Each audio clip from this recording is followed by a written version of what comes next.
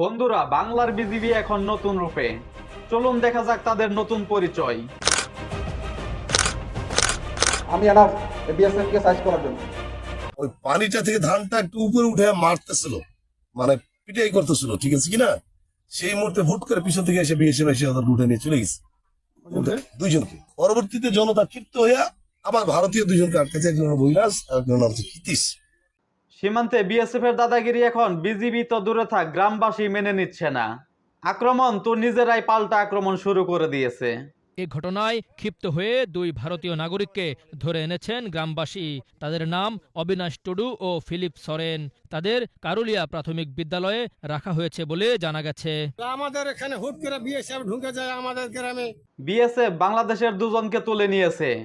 গ্রামবাসীরা কিছুক্ষণ অপেক্ষা করেছে পতাকা বৈঠকের ফলাফলের জন্য।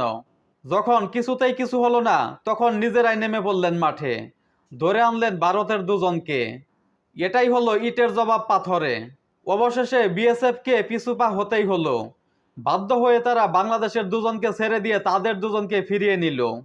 প্রিয় বন্ধুরা, আগের বিজিবি আর এখনকার বিজিবির মধ্যে কোনো পার্থক্য খুঁজে পান কি আপনি? আপনার মতামত অবশ্যই কমেন্টে জানাতে পারেন। আর আমাদের ভিডিওটি যদি ভালো লাগে অবশ্যই একটা লাইক দিয়ে পাশেই থাকবেন। আল্লাহ হাফেজ।